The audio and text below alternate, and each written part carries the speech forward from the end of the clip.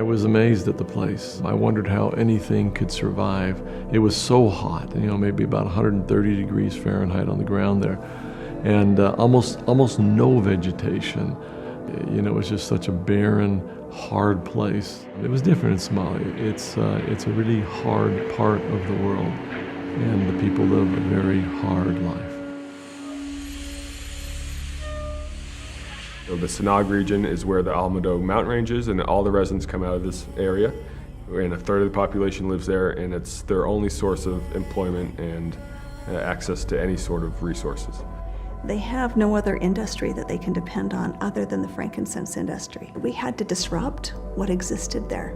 We had to change things. Dave Sterling and Emily Wright went to northern Somalia and Bosaso first, before anyone, before doTERRA really had any strong initiatives happening in that region. And what they saw gave them the idea that we can really make a big change in this region. And they gave us the direction to, you need to go there and you need to fix some stuff and make it better, because there's a huge need. We had to give them that seed of hope, and it's been amazing to see the change that has happened in just a few years.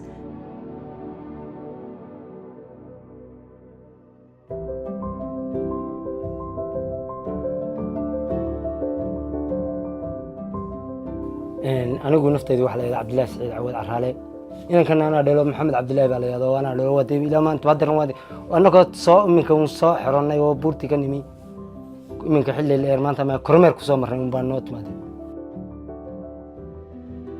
marka ilaa 3 awow bay soo manaafacatinay ugu soo dhaqmay way lahaayeen beertan la iska daba dhaxlay qoonuruma qoonka si dhaxlay marka shaqadeedu laasimi waa shaqada bayda lacag fiican hadda iibkii booma hayno laakiin marka iibka loo helo isina shirkad loo qoro iibsato maalgashiga lacag kula timaado wax ka iibsato wax samaar geliyo oo lacag kugu siiyo ma jiraan laakiin waxaad helaysaa cid ka iibsatay markaad haysatay diyaar ku tahay.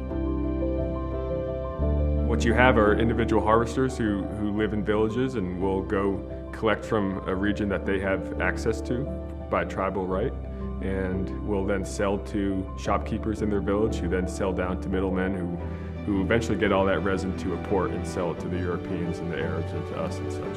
This was all happening without any real organization. And unfortunately, it left the harvesters at a real disadvantage, because they had no idea the value of their product. They have no protection. They have no real bargaining power. The harvesters were really getting pennies for their resin. At the time, it was 0.8 cents per kilo, but there was huge, vast amount of resin moving out, and the harvester was being cheated by the middlemen, and all this resin was going to the UAE, to Yemen, to all these other places. We moved them out of the way, bypassed them, and went directly to the people, formed the cooperatives. No one has ever done that before, to have these landowners and chiefs together, working together and in a cooperative. It's never happened in their history, in fact. One of the benefits of being on the ground and getting to know the area and how the industry works, you could immediately find ways to improve it. We thought that there'd be a great benefit to having some more organization. And so we have built warehouses throughout the mountains and large collection sites that function as kind of a co-op, and are organizing harvesters, villagers, shopkeepers, and other traders throughout the industry into kind of one network that is working together and collectively. We're now employing thousands of women who are cleaning the resin, making sure they have safe conditions, and are also getting paid well. And this organization has done a lot of things, not only to improve the supply chain, but to provide much more security and employment and fairness for more of the actors in the business. This has required a tremendous amount of building trust and relationships with the many clans that are involved, all the way to coordinating and collaborating with the government in sustainability initiatives that they are working on to ensure that the trees can be around for a very long time.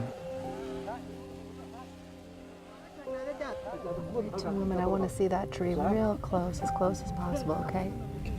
Right there? Yeah. That's a carteri that's dying.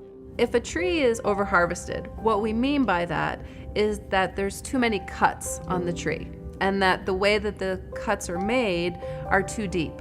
If there's too many cuts, if they're too deep, if they're too close to the roots, All of these things can lead to mortality and death for that tree.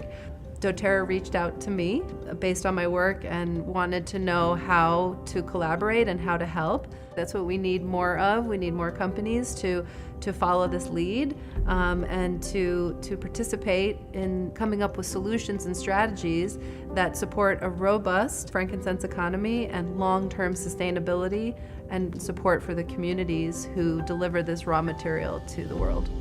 We feel very responsible to make sure that we can maintain the sustainability and do it in a way that is going to be long-term beneficial for the people and the trees.